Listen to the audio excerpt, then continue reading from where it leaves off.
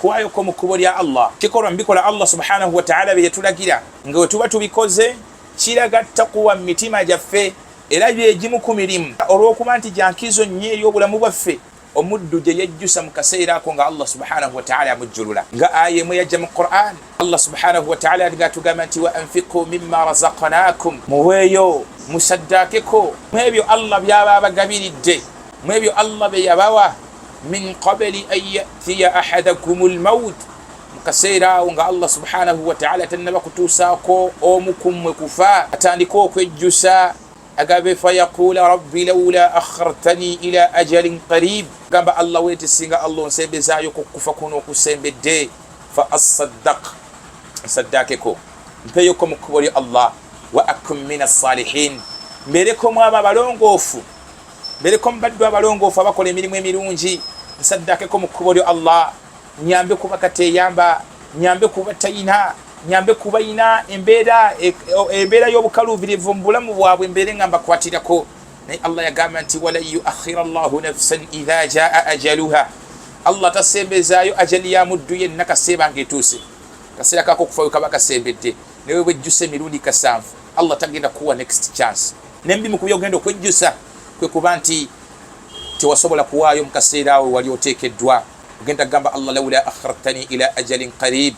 fa asaddaq wa akum min as-salihin singa Allah nsembezaayo kufa kuno kusembedde saddake koko mu kkubo lyo Allah nyambe kuba tayina nenga kakisa kaaliwo nga tewasobola bakugamba nga nti fulani obwetavu buno webuli waliwo gundi bwati mwana ali mu mbeera mbi mukwatiye yeetaaga okubeera nga tumukwatirako walowooza nti bayaye walowooza nga nti baagala kukubba walowooza nti benoonyeza byabwe ninga oba oli awo bakugamba ng'ensonga entuufu bakugamba ng'ensonga eyalimu amakulu y'okuba nti odduukirira muddu munno okuba ng'oyamba ku baddu abali mu ndwadde baddu bangi babeera eyo nga balina endwadde ze bayitamu nga zibakosa zibanyigiriza naye ng'ate Allah teyabawa busobozi Allah yabawa ebyenfuna nga bitono ng'ate ffe Allah bawadde ffe abalina okusituka tugende tukwatireko kwabo abali mu ndwadde ezifaanaganako bwe zityo mwana bukeera ku makyanga maama we Allah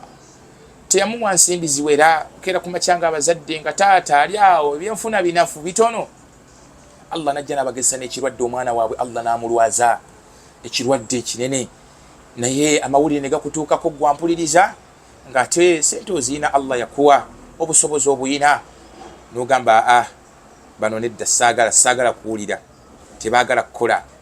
ng'ate Allah akuwadde baddu ba Allah twagala ennyo okuwaayo mu kkubo lya Allah naddala ng'abeetaavu beeyolese mu maaso gaffe tubeere nga tubayamba bismillahi rahmani rahim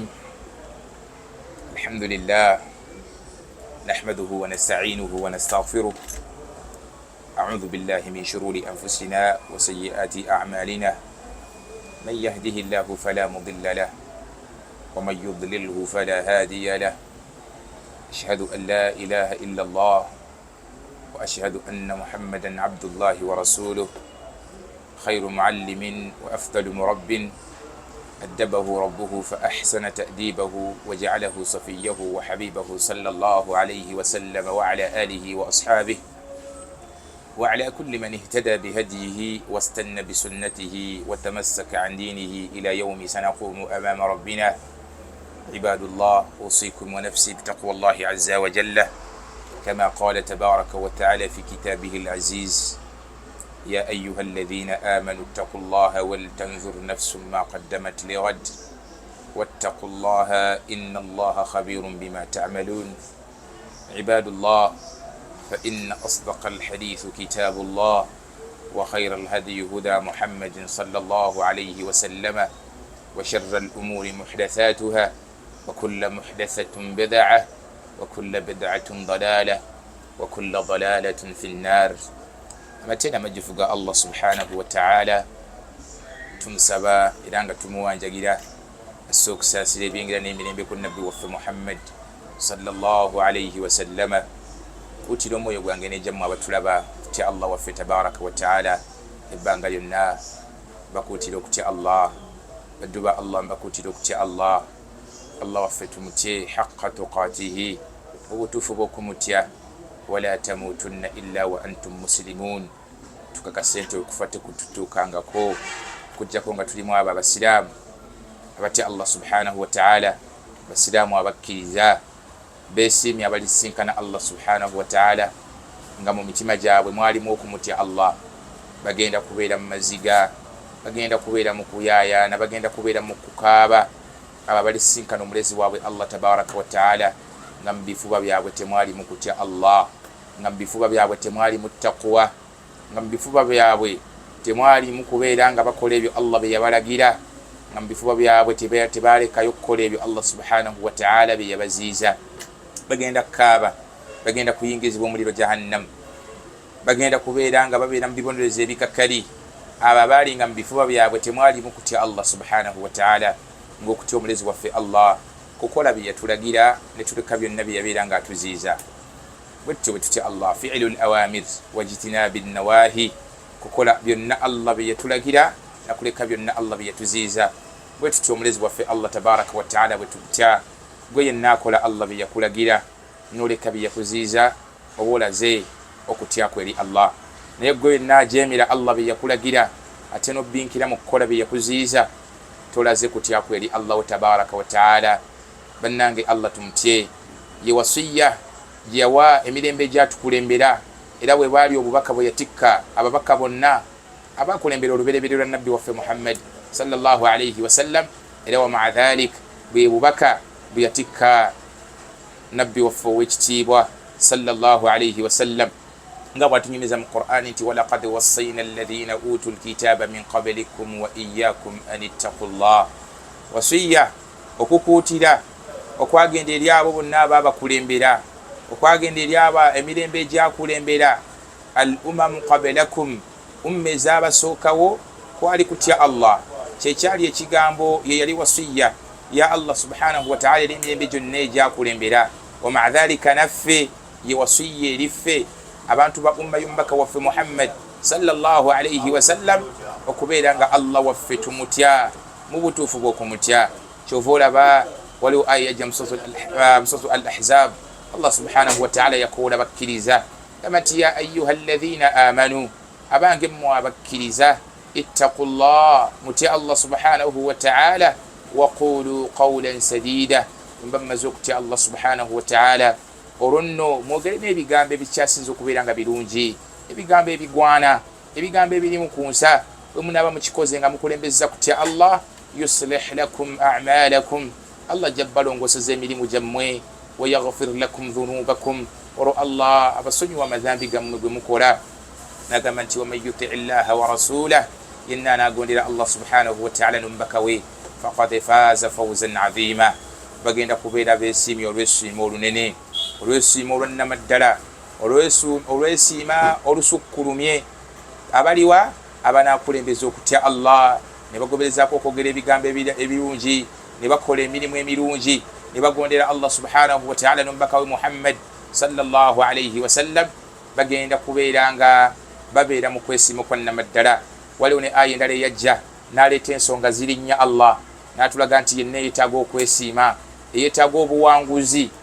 ayina okubeera nga naye yeekwata kutya Allah subhanahu wa ta'ala. Okutya Allah kwali mu nsonga ezennya Allah zireeta mu aya emu, agamba nti ya ayuha alladhina amanu, abange mmwe abakkiriza, isbiru, mugumiikirize, wasabiru, era mugumiikirize n'emyoyo gyammwe ku mateeka g'owekitiibwa Allah subhanahu wa ta'ala, warabitu, ate era munywere, wattaqullah. Okategedde n'ayongerako akalala agamba nti era mutye Allah subhanahu wa ta'ala, la'allakum tuflihun, olwo nno oba oliawo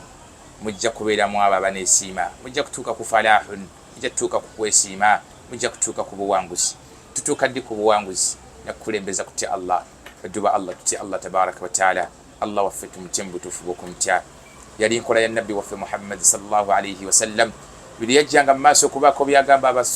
abaddu, byagamba basahaba be, yabakuutiranga nyo n'abagamba nti usi nafsi wa iyyakum bitaqwallah, kuutira omwoyo gwange n'ejjamu okutya Allah subhanahu wa ta'ala. Okutya Allah kikulu badduba Allah, badduba Allah. Allah tumutye mu butuufu bw'okumutya, Allah tumutye. Nabbi sallallahu alayhi wasallam yatukuutira nnyo okutya Allah. Muzimu ku hadith zisembayo okwogera, omuli hadith ya sahabiyi aljalil ayitibwa abi najih al-Irbad ibn Sariya, yatukutira nabbi waffe sallallahu alayhi wasallam oba yatusibirya nabbi waffe sallallahu alayhi wasallam entanda ekyasinza okubeera ennungi, entanda ekyasinza okubeera nga yabbeyi, entanda y'okutya Allah. Abina jiha tunyumiza tugamba nti wa'adhana rasulullahi sallallahu alayhi wasallam maw'idhatan, yatukutira nabbi waffe Muhammad sallallahu alayhi wasallam olukutira wajalat minha alqulub, ebigambo ebyali mu lukutiro olwo byali bikyusa emitima, wadharafat minha aluyun, abamu ku baali mu lukuŋŋaana ebigambo ebyo nabbi sallallahu alayhi wasallam bye yayogera byabawaliriza okubeera nga bakulukusa ku maziga. Abina jiha tugamba nti faqulna ya rasulallah, kyetuva tumugamba nti wange gombaka wa Allah, kaannaha maw'idhatan muwadda'in, ebigambo byotubuuliridde ng'olinga asiibula, ebigambo nga biringa byebisembayo. Fa ausina, nabwe ekyo tukusaba ya rasulallah, laka entanda gy'otusibirira tusibirireyo ku ntanda, baako kyotubuulirira, baako kyotusibirira nakyo. Yabagamba nti usikum bitaqwallah, yakusooka nakubakuutira nakutya Allah. Yabagamba nti mbakuutira okutya Allah subhanahu wa ta'ala, wassam'i watta'a, nebakuutira okubeera abaddu abawuliriza ennyo amateeka ga Allah we gaba gabasomeddwa n'okugateekesa mu nkola. Naye yasooka kubakuutira kyakutya Allah. Baddu ba Allah, Allah waffe tumutye.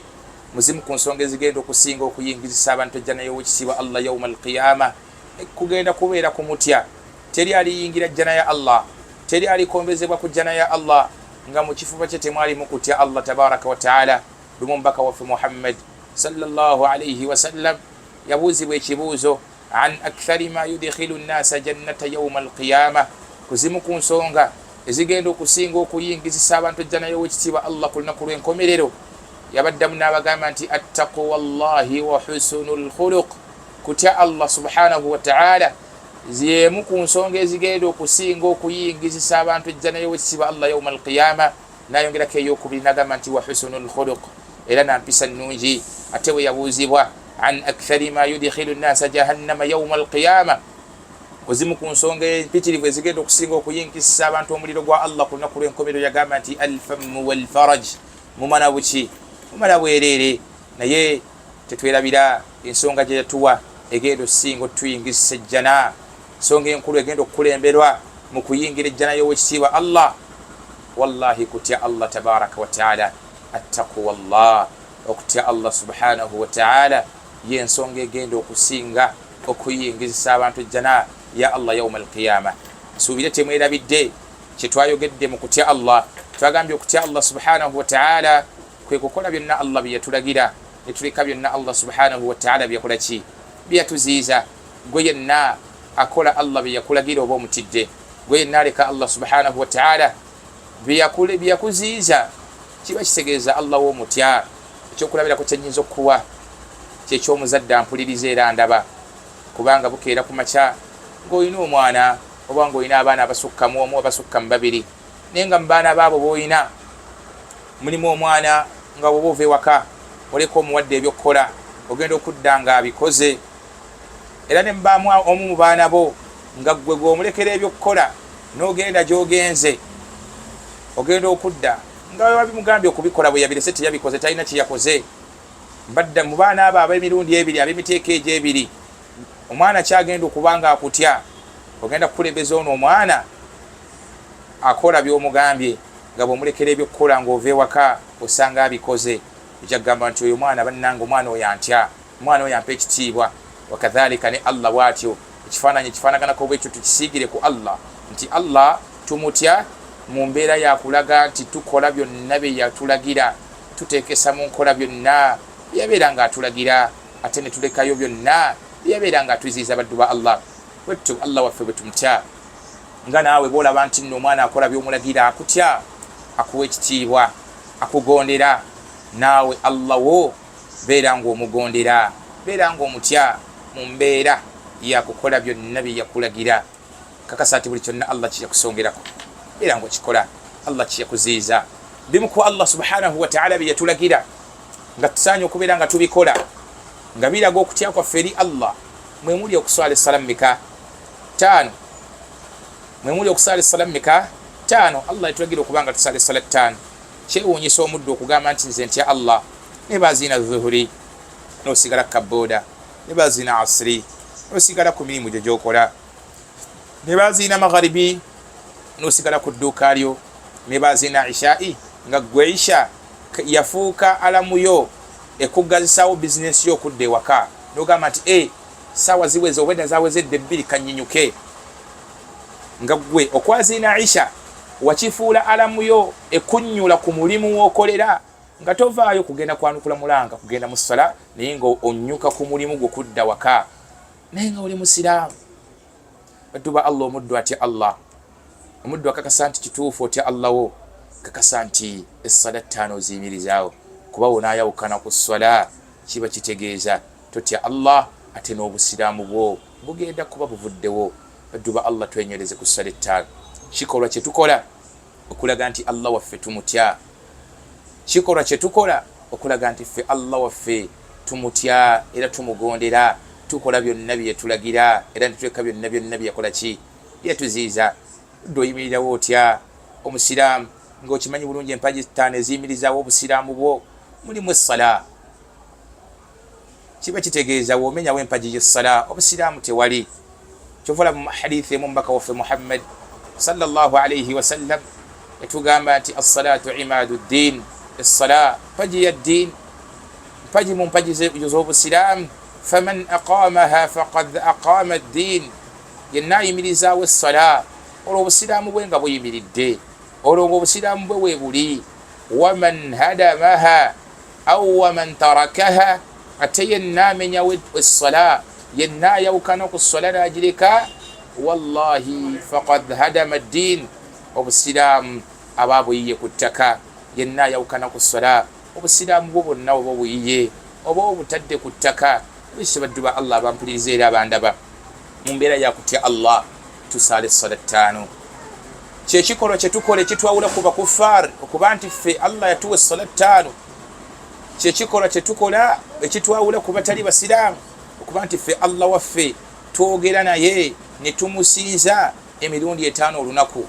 ne tutalinda ng'abasiraamu abamu we balinda olunaku olwokutaano ne batawukanako n'abakufaaru balinda lwa Sande kubanga bagenda bajjukire ku yabatonda.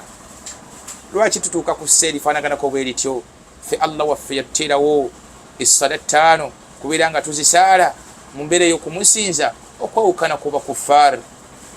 Era kyova olaba mu hadithi emu mubaka waffe Muhammad sallallahu alayhi wa sallam yatugamba nti al-ahdu alladhi baynana wa baynahum, endagaano eriwo wakati waffe n'abakufaar n'abatali basiraamu gye twassaako omukono mu maaso g'ekitiibwa Allah ng'egenda kutwawulawo wakati waffe n'abatali basiraamu. As-sala, kusaala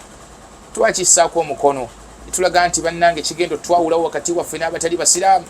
kubanga ffe tusaala essala 5 olunaku, bo tebasaala essala 5. Kati gwe yenna anaaleka essala, faman taraka essala, yenna aleka essala faqad kafara, aba akaafuwadde, aba avudde mu busiraamu. Busiraamu aba buvuddemu completely, oba ovudde mu busiraamu. Nabekisa baddu ba Allah, tusaale essala 5 olunaku. Essala yempaji mu mpaji z'obusiraamu nga yo oyagala toyagala olina okuba nga ogiyimirizaawo mu mbeera ya busobozi bwo, okwawukanako n'empaji endala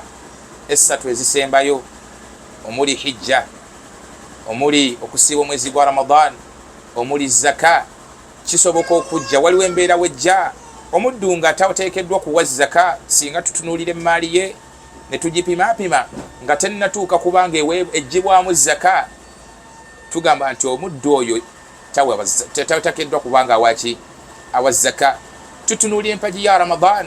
waliwo omuddu watuuka ng'asonyiyibwa okubeera ng'asiiba omwezi gwa Ramadan, nga baganda baffe ab'obuwala, abaana baffe ab'obuwala, bamaama baffe, waliwo we batuuka nga bali mu haidh, bali mu ndwadde zaabwe ezo ez'obuli mwezi, takkirizibwa kusiiba ezo ennaku zamala nga ali awo. Tulaba bannufasa, bamaama baffe era still nga bakava mu mbeera ey'okuzaala, omusaayi ogwo gubavaamu, akadde ako tateekeddwa kubeera ng'asiiba, tateekeddwa kubeera ng'asiiba. Tulaba nti waliwo akadde we katuuka omuddu n'asonyiyibwa okusiba. Omuddu asobola okuba nga Allah yamuwa endwadde, ng'endwadde eyo egenda kutwaliriza akabanga, egenda kubanga emulwako akabanga, tugamba nti wetagenda kukkirizibwa kusiiba olw'obujjanjabi bwaliko. Naye essala yo oli mulwadde, oli muyi, tosobola kutambula, oli mulema, olwadde musujja, oli mu mbeera ki, yajibu alayka, kikukakatako okubeera ng'ogisaala mu mbeera zonna. Oli mu mbeera ya bulwadde, oli mulwadde muyi, kujjako ku bakyala abali mu mbeera ezifaanaganako bwe zityo bali nufasa, n'abali mu haidh, abaana ab'obuwala ababeera mu haidh bo basonyiyibwako akaseera ako. Naye obanga oli mwana wa buwala nga toli mu haidh, tolina musaayi ogwo okukuvaamu nga wakamala kuzaala, essala eba efuuse ya tteeka. Simanyi olina musujja, olina pressure, oli mulwadde wa mutima, ekitali ku ibaada ekitali ku mpaji ziri endala. Ng'otulabye ibaada, otulabye empagi eya zaka, ti tutunulya emaali y'omusiraamu nti tennatuuka kuggyibwamu zaka, oyo takkirizibwa kuwa zaka. Tutulira omusiraamu embeera gy'ayitamu, mulwadde, omusujja gumulumye, ali ku mpeke, tugamba ti gwe tugenda kusiiba, sooka omalirize doozi yo. Tutunulira hijja, empagi eya hijja, Nabbi sallallahu alayhi wasallam yali ajogerako, yagamba nti liman istataa ilayhi sabila, kubeera ng'omuddu akola hijja, oyo yenna abafunye obusobozi obugenda eriyo, obugenda okulambula ennyumba y'owekitiibwa Allah subhanahu wa ta'ala. Tulaba nti ezo ibaada zirimu, waliwo embeera mwe zijjira nga kiyimiridde ku busobozi bwa muddu asobola okugikola oba nedda. Naye ku swala nedda. Ku swala omusajja ampuliriza oba omukyala ampuliriza, omukyala ye olina embeera bbiri wokka essala weekuggyibwako, essala weekuggyibwako mu mbeera bbiri zokka, imma ng'oli mu haidh oba ng'oli mu nifaasi. Awo awasigadde, oba oli mulwadde wa musujja, oba oli mulwadde wa alaje, oba oli mulwadde wa kookolo, oba oli mulwadde wa kansa, oba oli mulwadde wa ki, kikkakatako okubeera ng'oyimirizaawo essala. Oba otunulidde obusobozi bw'osobola kusaala ng'otudde, osobola kusaala ng'oyimiridde, osobola kusaala ng'ogalamidde, osobola kusaala nga oli weebase, kikkakatako okubeera ng'oyimirizaawo essala mmeka. Ebisibadde wa Allah tulime gayalirira ibaada ya ssala, kikolwa mubikolwa bye tuteekeddwa okukolwa okulaga nti Allah waffe tumutya mu butuufu bw'okubeera nti tumutya. Kiraga nti kikolwa bwe tuba tukikoze tutidde Allah waffe, tuteekesezza mu nkola ekyo Allah tabaraka wa taala kye yatulagira. Ibaada endala mu Allah ze yatulagira okubeera nga tukola, nga tuba tuzikoze, tuba tulaze okutya kwaffe eriye, tuba tulaze nti bannange Allah waffe tumutya ak'ensusso, kwe kubeera nga tuwaayo mu kkubo lya Allah. Okuwaayoko mu kkubo lya Allah kikolwa mbikola Allah subhanahu wa ta'ala bye yatulagira, nga tuba tubikoze kiraga ttakuwa mu mitima gyaffe,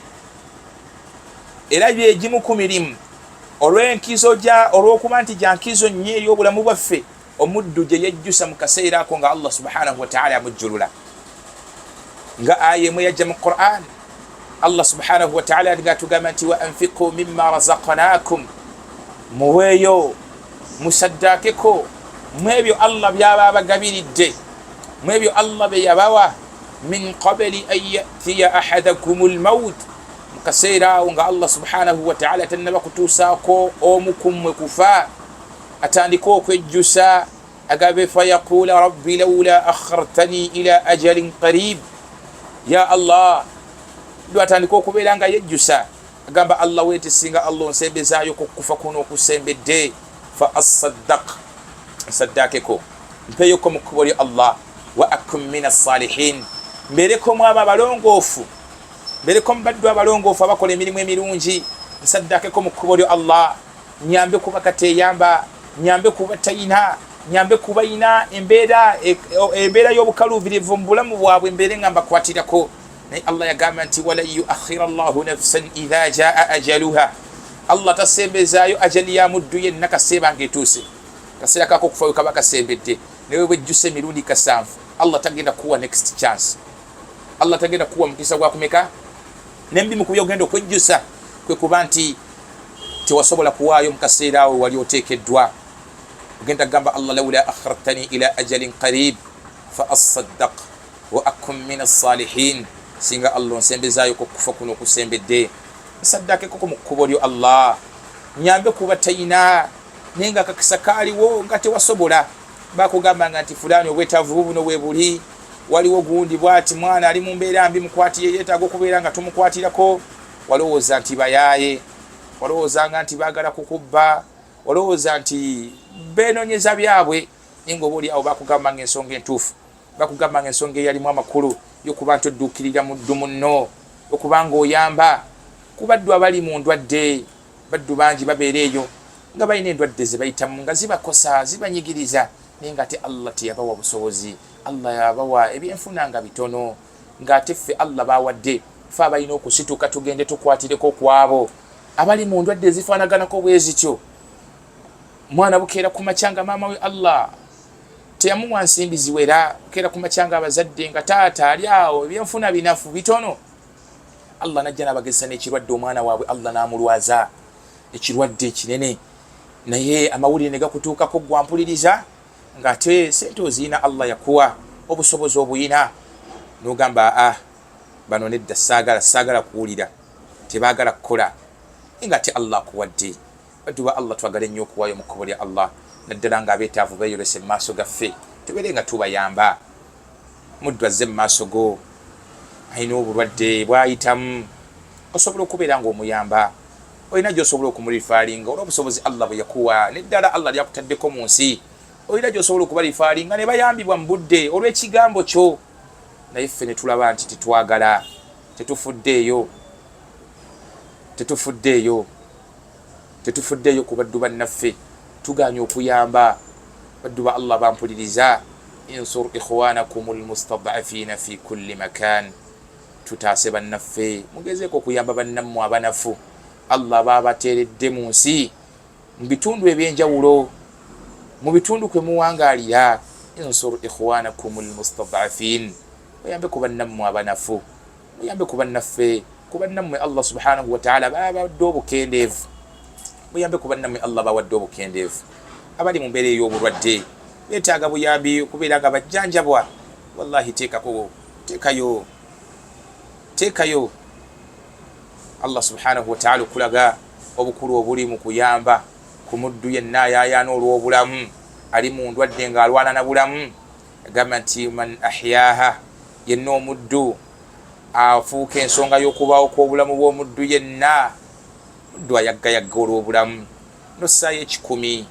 nossaayo 2 nossaayo 1,000 n'ofuuka ensonga y'okutaasibwa kw'obulamu bwonna bw'obulamu bw'omuntu yenna oyo ayaggayagga gamba nti fakaannama ahya nnasa jamia obanga awonyezza abantu bonna obanga awonyezza umma yonna lwa muntu atya nabwe kibaddu ba Allah insur ikhwanakum almustad'afina fi kulli makan bannammwe bonna Allah be yawa obukendeevu abanafu mu byenfuna abanafu mu mubiri abanafu mu ndwadde mubeerenga mubataasa tutaase baganda baffe tudduukirire ku bannaffe baddu ba Allah mu mbeera yakuwaayo mu mbeera yakuyamba kimu ku bikolwa Allah bye yatuteerawo nga wetuba tubikoze tulaze obugonvu bwaffe gyali tulaze okumutya okwekika ekyawaggulu omubaka sallallahu alayhi wasallam mu hadithi ya Abi Hurayra neno hadithi tugifunemu ekyokuyiga baddu ba Allah bampuliriza ffenna abawaayo mu kkubo lya Allah hadithi ya Abi Hurayra radiyallahu anhu hadithi nga ntuufu atugamba nti jaa rajulun ila nabiyyi sallallahu alayhi wasallam omusajja lumu yajja eri nabbi waffe Muhammad sallallahu alayhi wasallam namugamba ya rasulallah agaga omubaka wa Allah subhanahu wa ta'ala ayi sadaqatun a'zamu ajra kuwaayo ekyokukyasinza okubanga kwe kuliko empeera ennene mu maaso g'owekitiibwa Allah kuwaayo ekyokukyasinza okubeera nga kwe kusinga obulungi mu maaso g'owekitiibwa Allah yagamba yamuddamu n'amugamba nti anta saddaqa wa anta sahihun takhsha alfaqra wa tamla'u alghina wala tumhil hatta idha balagat alhulqum kwe kubeera nga omuddo waayo mu kkubo lya Allah subhanahu wa ta'ala ng'owaddeyo n'omutima omulongoofu biqalbin salim ng'owaddeyo n'omutima omulongoofu omutima omulungi ng'owaddeyo lwa mutima mulungi ومع ذلك ng'owaddeyo ku lwa Allah ate nga n'empeera yo ey'omulimu gwogwo gw'owaddeyo olwo empeera yo ey'okuwaayo kwo kw'owaddeyo ng'ogisubira mu maaso g'owekitiibwa Allah wa takhsha alfaqr ngeto era otya Allah subhanahu wa ta'ala okubeera nga kwavuwaza mu kigambo ekyo watakhsha al-faqr kiyinza okujja mu makulu agafaana makulu ga mirundi esatu watakhsha al-faqr yenna awaddeyo nga toli bulungi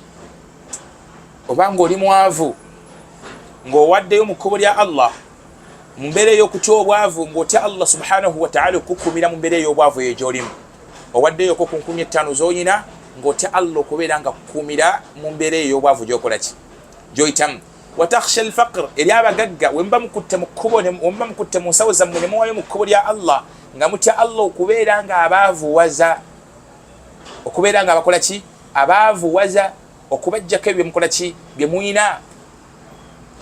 ge makulu ago mu kigambo ekyo watakhsha al-faqr omwavu ono awaayo mu kkubo lya Allah akatinyako Allah kamuwadde nagamba nti kampeeyoko kano ng'ekigendererwa mu kyo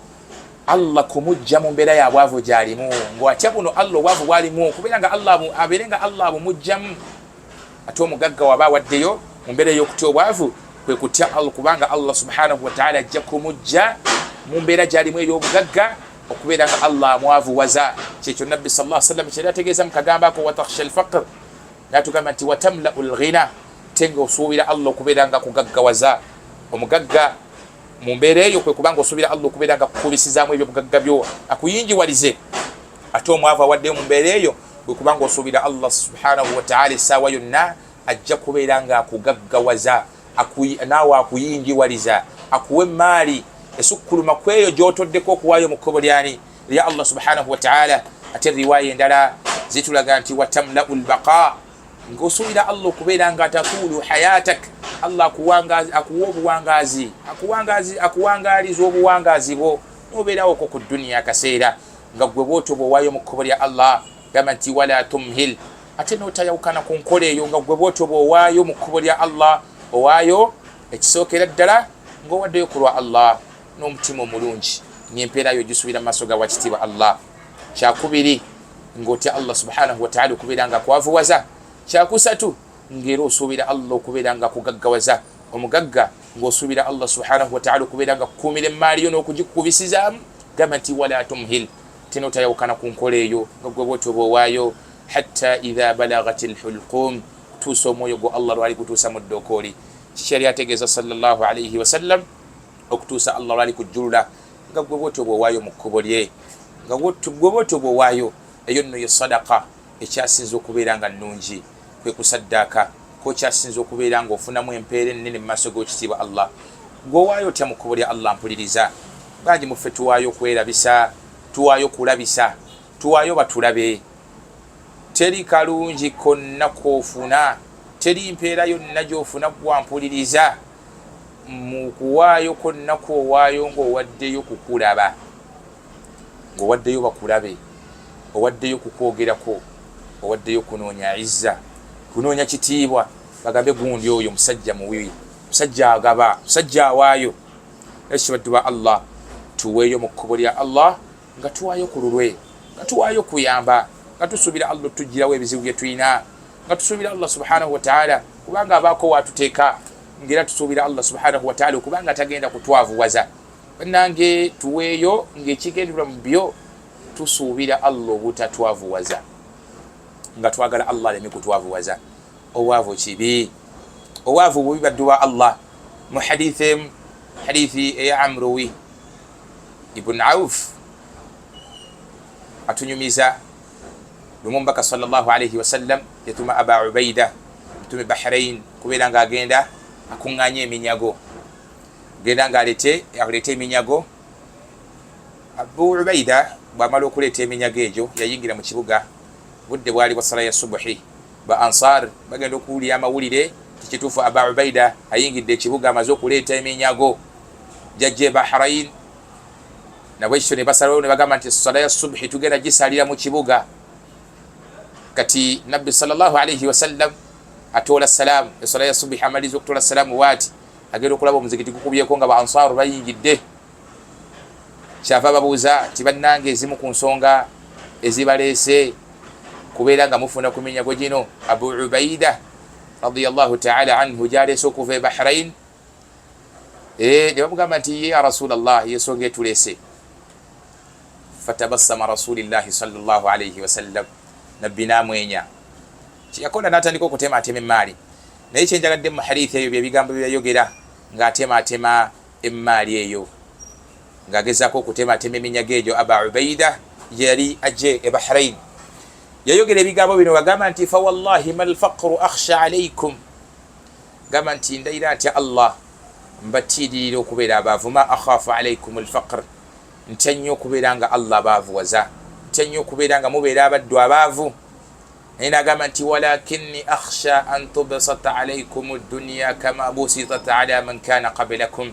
naye ate kyekyasinza okutya ennyo, kyesinza okutya ennyo kwe kubeera nga Allah subhanahu wa ta'ala abateera eddunya, abawa ensi, abaggulira riziki, emiryango gya riziki mu nsi eno, kama busitat ala man kana qablakum, nga Allah tabaraka wa ta'ala we yakikolera emirembe egyabakulembera, emirembe egyasooka Allah yabateera ensi, yabeera nga bafuna buli kyonna kye baayagala mu dunya.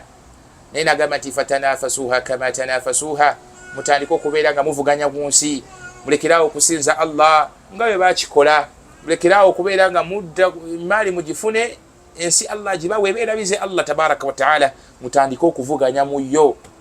nga bwe bakikola. fatuhlikakum kama ahlakatuhum, olwo ensimbi zibazikirize, ebyobugagga bibazikirize nga bwe byazikiriza ababakola ki, ababakulembera. wetunuulira essaawa zino abaddu Allah subhanahu wa ta'ala basituddemu ku nsimbi, baali baavu nga teboogera, baali baavu nga basinza Allah waabwe, baali baavu nga banywevu ku ddiini yaabwe, baali baavu nga obusiraamu bwabwe babukola mu mbeera ekyasinza okubeera nga nnungi. naye Allah subhanahu wa ta'ala we yamala okubawa ku nsimbi ate ne bafuuka ekirala. kyekyo nabbi sallallahu alayhi wasallam kyeyasinga okutya ennyo, gamba nti walakinni akhsha an tubsata alaykum ad-dunya kama busitat ala man kana qablakum, ntya nnyo okubeera nga Allah abateera ensi nga bwe yagiteera ababakulembera. ne balyoka batandika okujoga Allah, ne bavuganya mu nsimbi nga bo balaba bizinesi zaabwe kyekikyasinza okubeera nga kyekikulu okusinga Allah tabaraka wa ta'ala. Allah kyeyakola n'abazikiriza, naye ate nnyo naffe okubeera nga Allah agenda tuzikiriza, emaali etuzikirize, sente zetuzikirize nga bwe zaakola abakola ki, abatukulembera abaddu ba Allah. nabwe kityo kubanga nabbi sallallahu alayhi wasallam yattirira okubeera abaavu, kubanga nabbi sallallahu alayhi wasallam yattirira okubeera abaavu, naye ate yatutemera makubo kyagagenda okutujja mu bwavu, mu obwo obutini Allah bwatuwadde, kubeera nga tukwata ne tuwaayo mu kkubo lya Allah,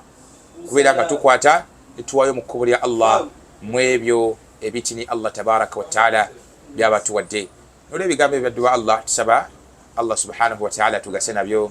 ateekemu abo abaddu abawuliriza, ate we tumala okuwuliriza ne tuteeka mu nkola. barakallahu fikum wa jazakumullahu khair, wa salaamu llahi alaykum wa rahmatuhu wa barakatuh.